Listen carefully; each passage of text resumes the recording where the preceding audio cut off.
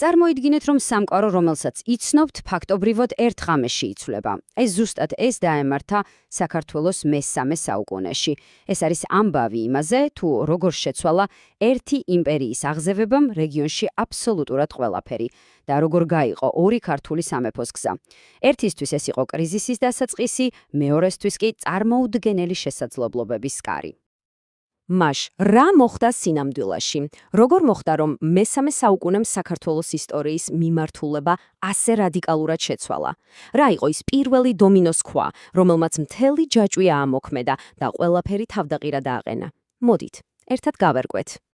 სანამ უშუალოდ საქართველოს ამბავს ჩაუღრმავდებით, ერთი წამით სურათი უნდა გავადიდოთ და მთელ რეგიონს შევხედოთ, იმიტომ რომ მესამე საუკუნეში კავკასიაში პირდაპირი მნიშვნელობით პოლიტიკური მიწისძვრა მოხდა. ამან ძველი წესრიგი ნანგრევებად აქცია და თამაშის სრულიად ახალი წესები დაადგინა. ყველაფერი იწყება 222 წელს, როდესაც ძველი, უკვე საკმაოდ დასუსტებული პართიის იმპერია ინგრევა.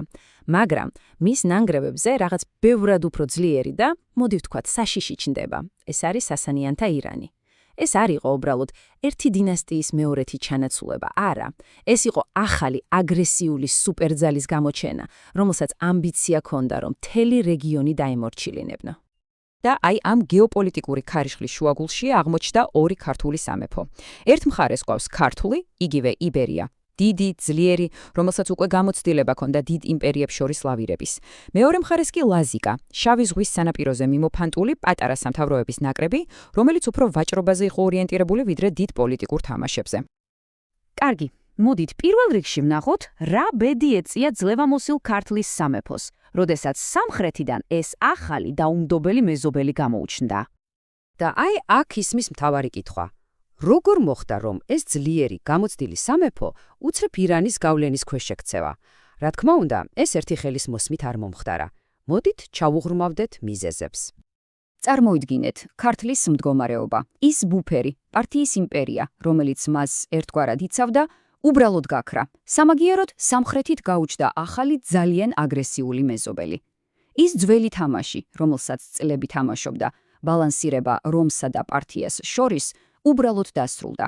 ახლა არჩევანი უნდა გაეკეთებინა და გეოგრაფიამ ფაქტობრივად მის მაგივრად გადაწყვიტა ყველაფერი.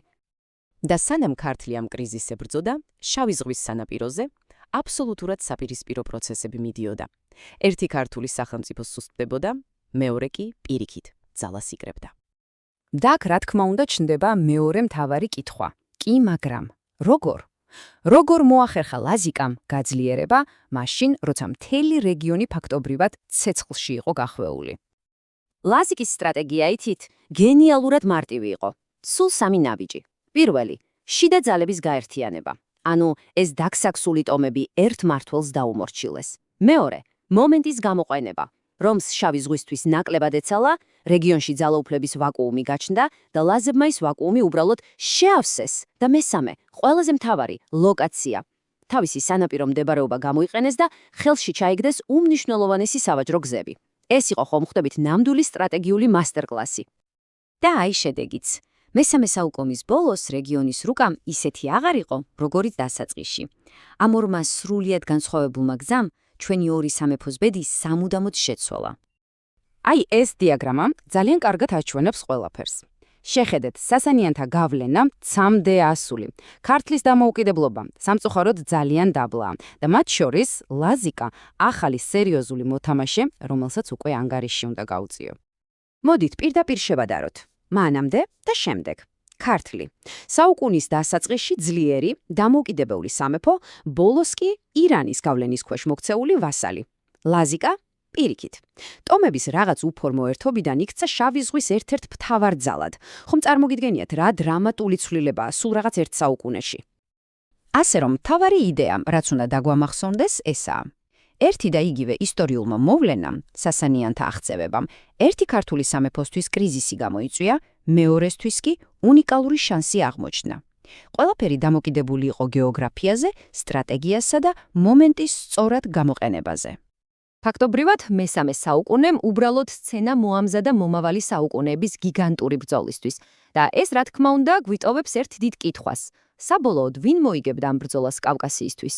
რომი თუ სპარსეთი? მაგრამ ეს უკვე სულ სხვა ამბავია.